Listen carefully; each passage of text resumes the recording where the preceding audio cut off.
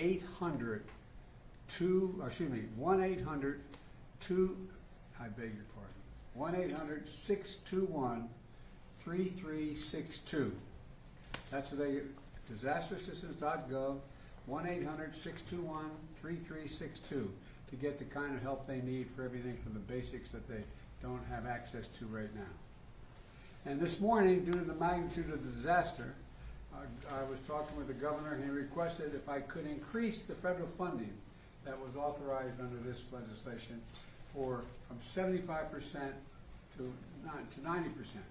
We're increasing it to 100% of all the costs to be covered by the federal government for both the fire management assistance grants and the elements of what they call the disaster declaration. So today I'm announcing that the federal government will cover 100% of the cost for 180 days.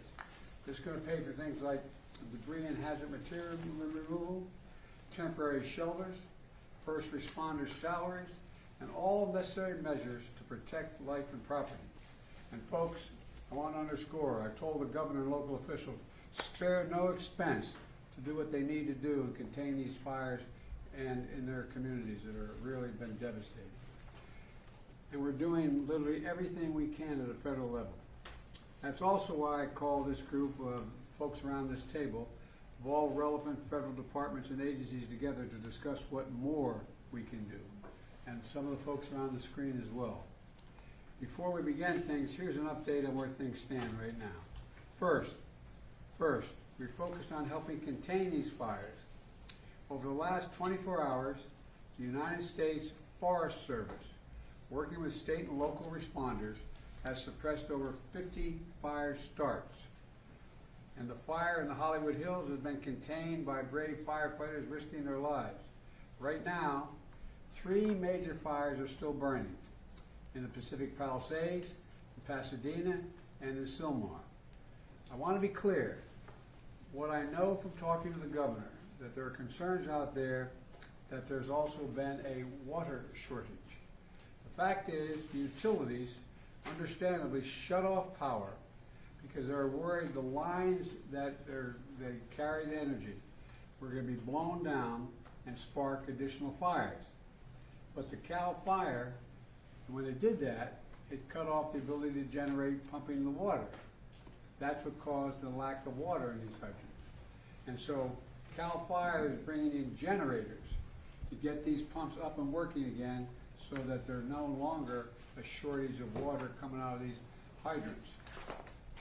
I'm also surging all federal resources possible to Southern California, including 400 additional federal firefighters, over 30 firefighting helicopters and planes, federally supplied, firefighting planes and helicopters, and 8 Department of Defense C-130s that are equipped to suppress wildfires. Today, the Secretary of Defense also authorized 500 wildfire ground clearing personnel from the Defense Department. And I've directed the department to continue working with Governor Newsom to identify additional resources that can be provided for public safety and security.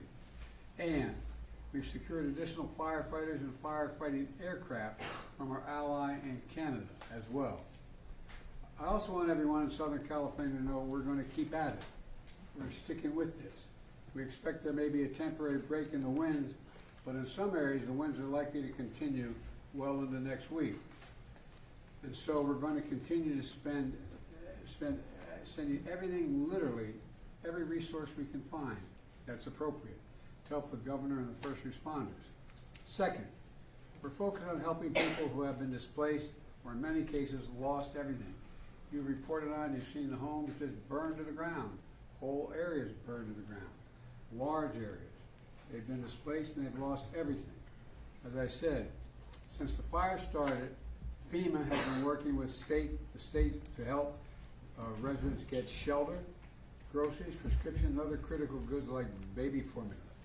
We're also sent FEMA Director Criswell to Los Angeles to manage our response on the ground. She was supposed to be on this call, but we have the deputy here because she is out in the field with the governor right now, surveying what's going on. Let me close with a message to the people of Southern California. We are with you. We're not going anywhere. To the firefighters and first responders, you are heroes.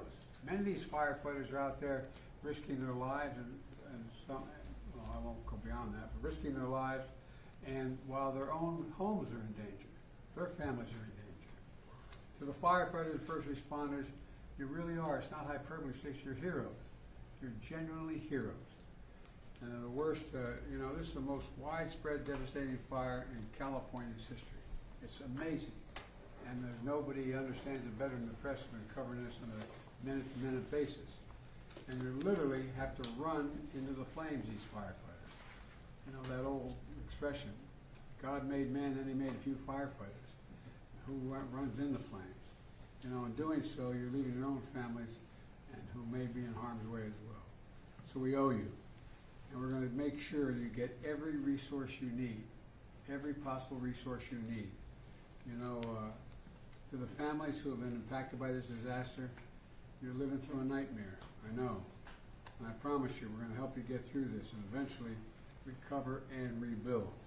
I'm going to turn it over now to the Vice President before we go on to the folks in the various cabinet positions as well as agencies that control these issues. Madam Vice President, I know you're directly affected, so you fire away. No pun intended. Indeed.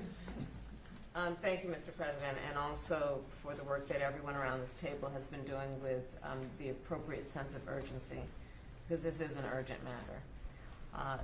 What we have seen in California, and in particular in Southern California, is apocalyptic in terms of the nature of it and the unprecedented nature of it as well. And what we are seeing is a situation that is extremely dynamic. It is very much in play, and to some degree unpredictable, because we are literally waiting to see which way the wind blows. And I cannot praise enough the local leaders, most of whom I have talked with, and in particular our firefighters, who, as the President has said, they are working around the clock. They are working 12-hour, even longer shifts, and they are doing it with a sense of optimism, but also with an understanding of how serious this moment is and how important their work is to real lives and real people. Thousands of families have been displaced. Many of those families with young children with nowhere to go. And what we know is that this is a matter of current urgency, but this is also something that is going to have an impact for months and years to come. And on that point, I will also make note of the fact that sadly many insurance companies have canceled insurance for a lot of the families who have been affected and will be affected, which is only going to delay or place an added burden on their ability to recover. And I think that is an important point that must be raised, and hopefully there can be some way to address that issue, because these families, so many of them, otherwise will not have the resources to recover in any meaningful way. And many of them have lost everything. In the midst, however, of all of the trauma that has occurred, we have seen extraordinary acts of heroism. I am hearing countless stories of strangers helping strangers. People who are opening their homes where they are intact and have not had to evacuate, opening their homes to neighbors, to friends of neighbors, feeding them and providing shelter for them. And I do think that it speaks to the best of who we are as a country, which is in times of crisis, we find the heroes among us who we may not have known before, but act out of a sense of courage, but also a sense of community. And I applaud all those who are approaching this crisis with that spirit. And the bottom line is this: there are incredible heroes every day who are working right now in California on the front lines of this fire, and in particular I want to thank the firefighters for all they are doing. They are, as the President said, putting themselves in harm's way, and they are doing the work that is about helping people who are perfect strangers to them and doing it in some of the highest moments of need that anyone could face. And with that, I'm going to turn it over to Liz No, Sherwood-Randall. Turn it back to me. Okay, back to the president. Look, I've had a chance to speak with a lot of elected officials, including the senators, some of the congresspersons in the region, as well as the vice president as well. And I want to be clear that one of the reasons I've asked this larger group to get together is because they control the very agencies that are needed from the federal level to get things done. And you know, we're in a situation where the U.S. Forest Service Chief, Randy Moore, is here. And he's going to provide an update in the fire situation in Los Angeles to discuss how the U.S. Fire Service, the U.S. Forest Service, is assisting Los Angeles and the state of California with fighting the wildfire, including the action his team has taken to suppress new fire stars. So, Chief, why don't you fire away? Thank you, Mr. President, Madam Vice President. It's great to see you. I, too, consider California my home. Yes.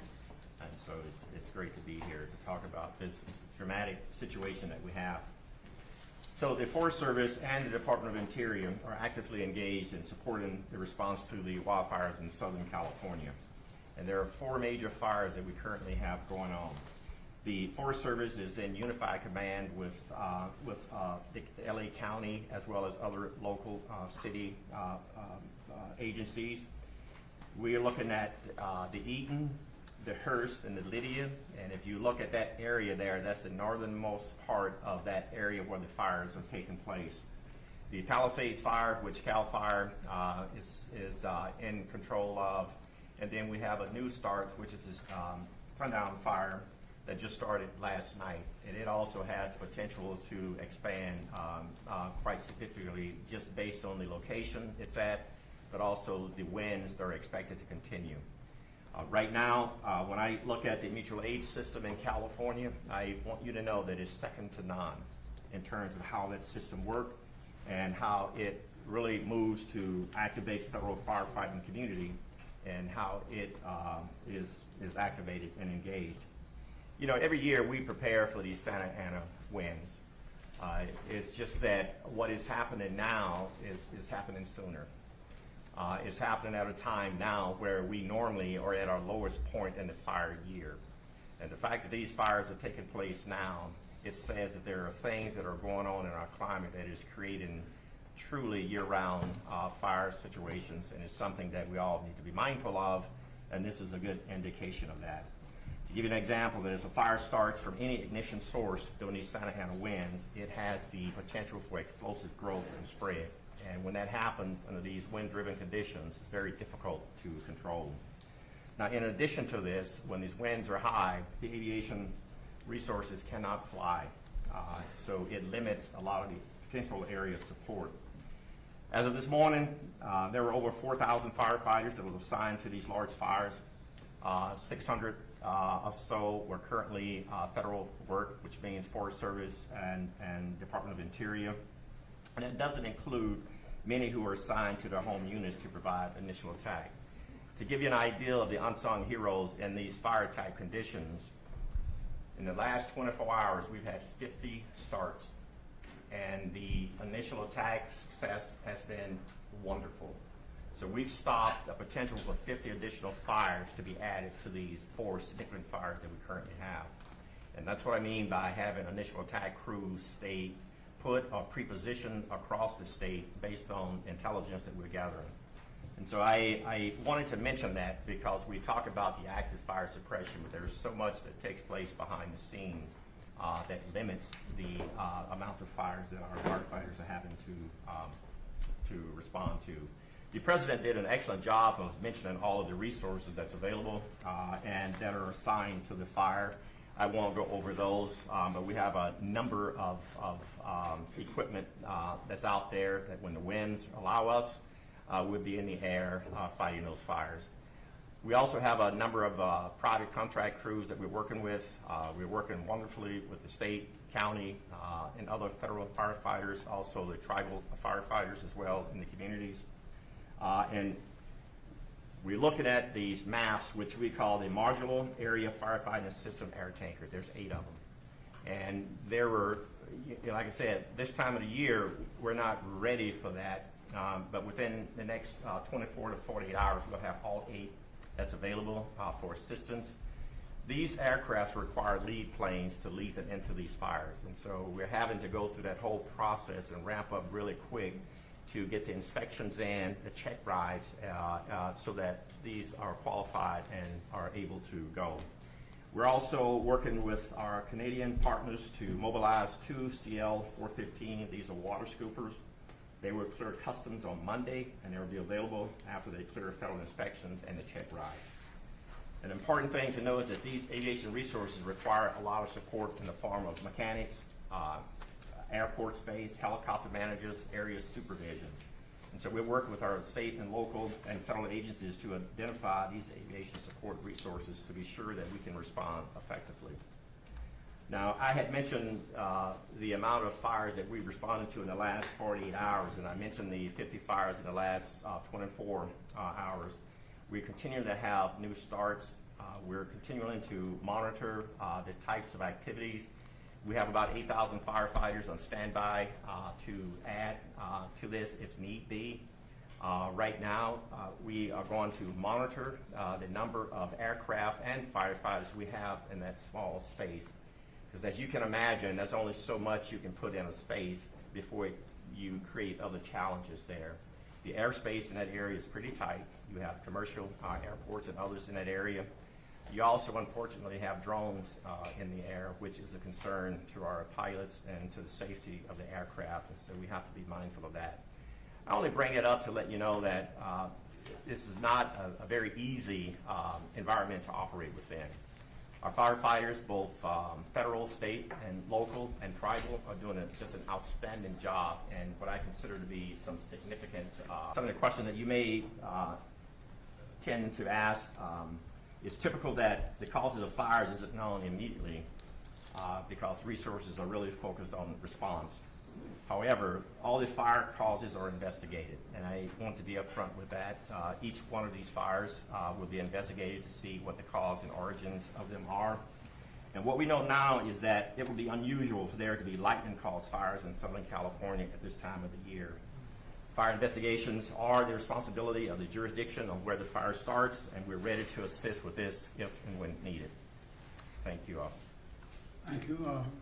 Randy, tell me about the conditions that we're dealing with on the ground. What's most concerning for you? Most concerning right now is the wind, because the wind is limiting our ability to put aircraft in the air. Aircraft will not put that fire out, but it gives our firefighters, our boots on the ground, a really good opportunity to put the fire out with a little help from retardant and water drops. With these Santa Ana winds, you know, what's interesting about this part of California, these Santa Ana winds comes off the ocean usually in the mornings, and then you have the sundowner winds in the afternoon pushing the wind back the other way. And so while you're fighting to stop the fire this way in the morning, you're also fighting to stop the fire from coming back at you in the afternoon. The sundowner winds are not significant as we speak, but those are the challenges we have in that part of California. And so again, our firefighters are doing just an outstanding job of working in that type of environment, which their lives are really at risk pretty significantly under these conditions. Thank you. I told you Administrator Griswold is off with the governor, and I'm inspecting some of these areas. So we have Bob Fenton. Bob, can you hear me? Hello, Bob. Yes, sir. Mr. President, I hear you. Fire away. You hear me, sir? I'm there. So the administrator is with right now the governor, the mayor of LA, county, local officials, getting a briefing on the fire to really understand what the needs are as we move forward, not only with regard to the firefight, which Chief Moore was talking about, but also to regard to support from the population displaced. Over 360,000 under mandatory evacuations, hundreds of thousands more with warnings. And so what we're doing now is ensuring that that we're able to provide any support to provide mass care to individuals, any assistance for the sheltering, any assistance for feeding, and then through the programs that we provide through our individual assistance that you authorize through the declaration, we're able to assist individuals with funding to offset their hotel costs. So applying to FEMA on the 1-800-621-3362 number is important, or disasterassistance.gov. We're sending teams out to the shelters. We know that there'll be a huge need after fires for mental health specialists, and working with HHS on providing that. As the Vice President talked about, insurance is problematic in California, especially with the fires. And so not only do some of the changes in our authorities help now with those that are underinsured, which you see more and more, but we want those that are insured to start seeking assistance to their insurance companies. Our programs can help individuals, especially displaced and who have lost their homes, with rental assistance until they can rebuild, and ultimately provide temporary housing. So we're in discussions with state and local governments on how we will meet those housing needs, both in the interim by using available stockage here, but how can we help rebuild? And then lastly, I would just say that we're really focused on already starting to discuss debris removal and all the hazardous waste that comes from fire and how to remove that safely between local, state, and federal government. We'll rely on federal partners, US EPA, the Corps of Engineers, and others to be part of that, that technical assistance help to support the safe removal so that ultimately we could rebuild. And one of the things that we will start doing in the next couple of days is starting that discussion on how do we rebuild, and not only rebuild, but rebuild more resilient and bring together state and local federal agencies to start that discussion in the weeks to months ahead. And so right now we're focused on meeting the immediate needs of those displaced, but already starting to work on recovery and rebuild, and bringing all our authorities and the full weight of the federal government and all the resources that you've authorized to help California in that endeavor. Bob, what do you think the biggest challenge is? Also, I got. Oh, sorry, go ahead. Go ahead. I think the biggest challenge is going to be the mental health stress that is put on individuals that have lost everything. Fires are, so drastic. They destroy everything very quickly.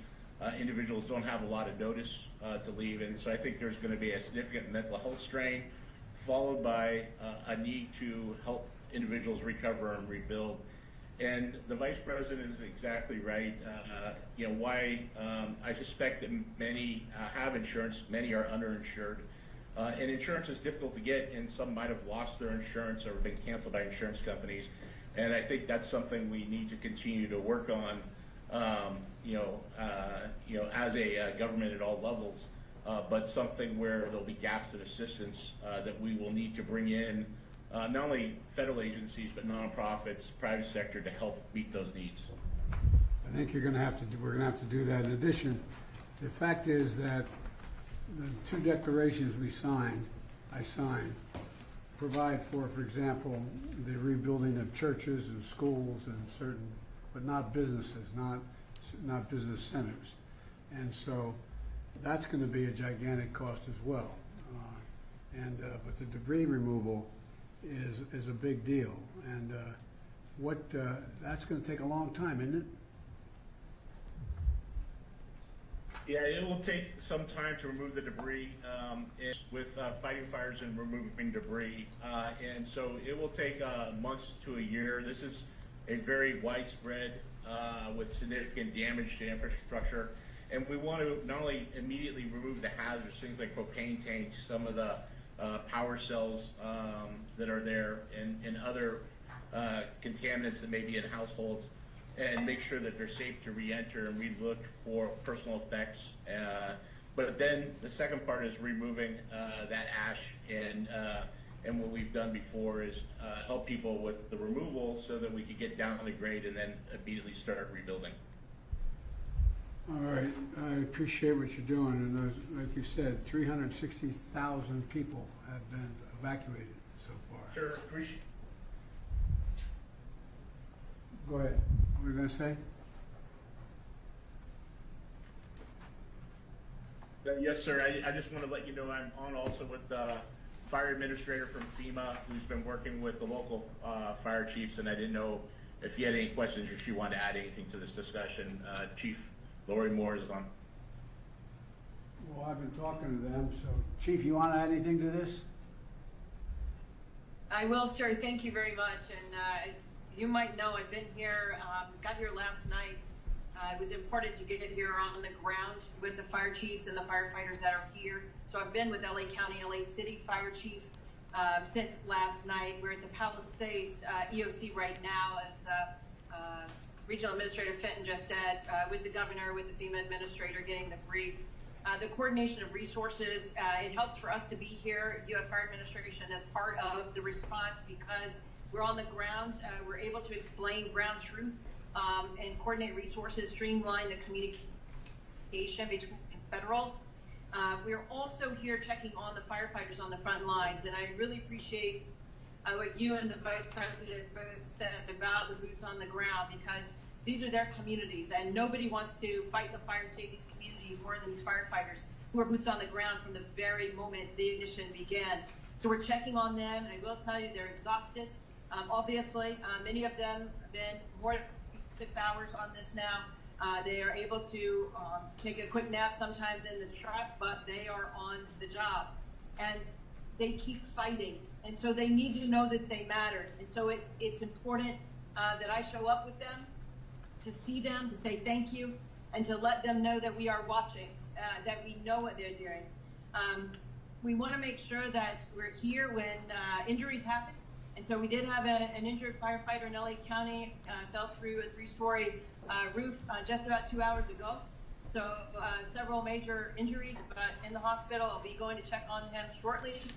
And it's about the response too, because often while they're in the midst of the response, these chiefs can't explain everything that is happening, and there's a lot of questions, as you might imagine, and are addressing.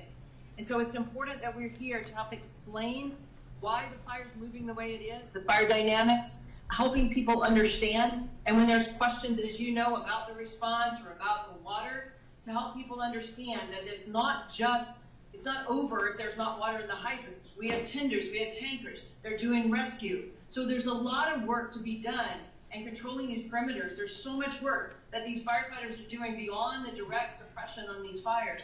And so that's why we're here, and to continue to learn, because every one of these tragedies, unfortunately, is a lesson to how to prevent the next.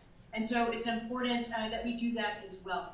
And so we're going to remain on the ground here, sir, on your behalf for a couple other days to make sure that we are part of this conversation.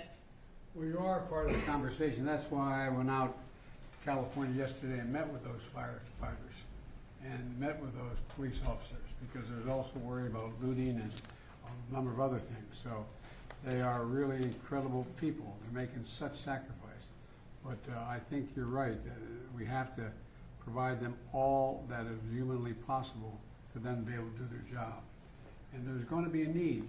I want to say it again, and we all know it around this table, there's a need for some help in terms of the psyche of these folks. There's going to be real problems regarding to the mental health issues, and we got to make sure we're prepared to deal with it. All right, now Deputy Secretary of Defense Kate Hicks. Secretary, why don't you tell us what you and I and others have been talking about the Defense Department doing and what they're prepared to do now. Thank you, Mr. President. Oh, Madam you're- Vice I'm looking President. at I'm right here. the screen, No I know. worries. Yeah, that surprised you. Yeah. We are very much leaning in here at the Defense Department. We, of course, are always looking for how we can support state and local partners, and of course our interagency partners in the federal sector that you've already heard from. And that includes every tool that we believe we can leverage that causes us to always lean forward to make sure our partners understand what we could bring and be responsive to requests that they're coming forward with. And we have been in receipt of some requests. I will turn, with your permission in a moment, to Chairman Brown, and then we also have on the screen with us the NORTHCOM Commander, General Guillot, who is our focal point for responses here in the United States homeland. Secretary Austin this morning out in Germany already in his opening remarks for the final Ukraine Defense Contact Group spoke explicitly to our intent and efforts underway now to provide search support. And so I just want to emphasize it's so important to us that he's put that front and center even while he's concluding this important work overseas. You have mentioned some of the efforts we already have underway. We are ready, as I said, to engage with our partners on further efforts. With your permission, I'll turn to Chairman Brown.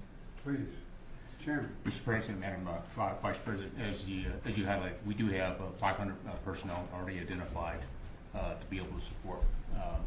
Not so much in firefighting, because it takes some 10 days of training that would be required, and we don't want to pull firefighters away from that, but they can also support with rock clearance capabilities, commodity distribution. We talked about the airlift with their helicopters. There's 10 U.S. Navy helicopters as well as 10 Guard helicopters. The winds have been challenging to get them airborne. They can also help with the ground search and rescue, incident response, awareness, and the medical support. Those Marines will be in place in the next 24 to 48 hours. The California National Guard also has, by tomorrow, they'll have about 1,000 service members that will be available to be able to support as well. About 250 of those actually have some firefighting capability, and they can be trained in the next 24 to 48 hours to also support firefighting. As was mentioned, the C-130s with the modular aerial firefighting system, 2 of those are already Explain channel. what that means to the average listener. Yeah, so what it is, it's a C-130 that's modified. It has a system that's put in a modular system that's put into the back of the C-130, and so it's able to push out either water or the slurry retardant associated with. And as was highlighted, they are usually prepared to do this during the firefighting season. This is several months prior to when they would typically do this. And so there's 2 C-130s that are already at Channel Island. They're in just northwest of Los Angeles. The other 6 will be there within the next 24 hours or so. The first flight will start tomorrow, and then they will continue to be prepared to be able to support. We're also looking at surrounding bases that may have ability to bed down any displaced personnel or families. We've got about 1,000 beds that have been identified at either Edwards, March, or Fort Irwin there in California. In addition, we're using March Reserve Base as a incident response area and getting that set up. Mr. President, last thing I would say is and before I turn to General Guillot, what we really try to do is identify things that we know we could lean forward on before there's even an ask. We want to make sure we cut down the timeline to get provided capability. We also want to make sure, and I know that General Guillot is communicating that with Ms. Griswold from FEMA, so that we want to make sure we, as I say, provide an a la carte menu of all the things we have available. So even if they don't have time to think about it, we're already looking ahead. Last thing I would say is when I met this afternoon with my staff, the thing we also talked about is there's an immediate response, but there's also, as was highlighted, the longer term response of things that we'd have to be able to look at in recovery. And so we're already thinking ahead of what options DoD may be able to provide to support. Any of your questions, and then I can turn You to guys have you. been immediately responsive. Thank you. I mean, you're right on top of things. But let's turn to General. Good afternoon, Mr. President, and thank you, Chairman. Northcom, on behalf of the Department of Defense, is aggressively taking action to deliver capabilities to California as soon as they are requested. So in addition to the aircraft and ground forces and the installation support that President Biden and Chairman Brown mentioned, we've identified other capabilities such as helicopter support, search and rescue, both from the ground or from the air, commodity distribution, route clearance, and medical capabilities that we've postured and have leaned forward to make sure that they're able to deploy to California and operate just as quickly as they are requested. And to do that, we're cooperating very closely with FEMA, with the state of California, and the National Guard. The Defense Department, I got to say, stepped up immediately. I didn't even, matter of fact, I got a call what you need before I even asked. So thank you all. And you have incredible capacity and capabilities, and just getting them in place as quickly as possible is the most important thing. We're doing that right now. So I think you're going to see an awful lot of help coming based on what you want to do, what you can do, and the entire department is surging capacities, in my understanding, including the aerial equipment to fight these fires. So, thank you very much. Now, I'd like to speak to our Department of Energy Secretary Jennifer Granholm. She will brief us on power outages and initial assessments of impacts on the power grid in Los Angeles area. And Madam Secretary, it's all yours, wherever you are. We're looking to see if she's still on the screen. She had to board a plane, so if she has had to board, the Deputy Secretary, Dave Turk, is sitting at the end of the table. And it looks like she is on It her looks like she plane, had to so get on her I'll, plane. David, it's all you. Yes. Now, fire away. Yeah. and she's on the way, Mr. President, to Puerto Rico again on official visit, given the island-wide blackout there, and Yeah. doing everything we can to help on that front per your guidance and the Vice President's direction as well. And of course, again, per your guidance, we're doing everything we can to help, working with partners, including our utility partners, but also other federal partners as well. As of just coming into this meeting, there's about a little over 400,000 customer outages in California. Important to note that these are both actual outages, power that's actually been disrupted because of the fire, but also proactive shut-offs, just as you mentioned as well, to prevent fire ignition and the spread of fire.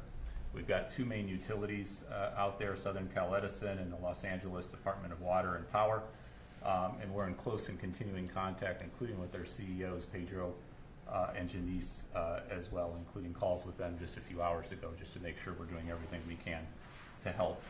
We're coordinating with those utilities and with utilities literally across the country to make sure that we've got all the capabilities that we have in the federal government, but our utility partners to provide that.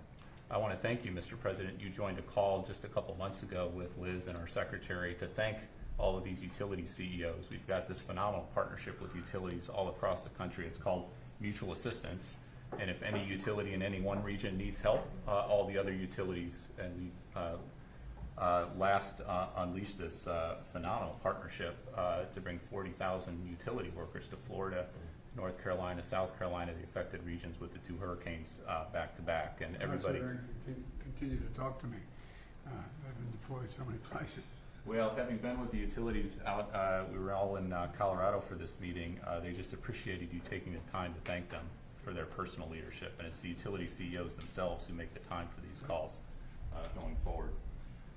We're working closely with all the utilities. We're also in continuing contact with the transmission operators. The disruption has really been at the distribution level, at the local level, but we want to make sure there's not broader outages and broader concerns. As of now, we're not seeing any issues with stability of the broader transmission system, either in the region or across California or more broadly. So that's a good news part of where we're at now, of course. We're working with the utilities trying to restore power to customers as quickly as we're able, but full restoration, of course, is going to take some time here. In particular, the comprehensive damage assessment will take time and can't begin until it's safe for crews to get in there and actually do the assessments and do the work. So we're working, Madam Vice President, as you said at the outset, with a real sense of urgency here, but also with a sense of we'll do whatever we can over the long haul to do right by our responsibilities. David, one of the things that everybody's mentioned so far is the mental stress it's going to cause for average Americans who are caught in the middle of all this. And one of the things that, it's not, these aren't everyday, no matter how well educated one is, we're not always certain how power is transmitted, why it's transmitted the way it is, and so on. Could you explain to the folks here, the public is listening, what the impact on some of the utilities have had on the ability to generate the pumping of water? Because there's a lot of accusations going around that it's because that local leadership didn't care. I mean, explain how this works and why it makes sense what's happening. So this is an issue, actually, Secretary Granholm was on the phone with the CEO of Southern Cal Edison to talk exactly about this and make sure we were doing everything we can on that front. And it's both the power issue, and you mentioned generators and other ways that we can try to help solve the problem there, but it's also the pressure and making sure that we're thinking of these things holistically. And certainly my experience over the last 4 years under your leadership is it's not one department, it's not one slice of your federal government that is responsible. Energy and water issues overlap in a lot of different ways. So we work with our EPA colleagues and others to make sure that we're bringing all of our expertise and explaining it to our fellow Americans. It's important that we give transparency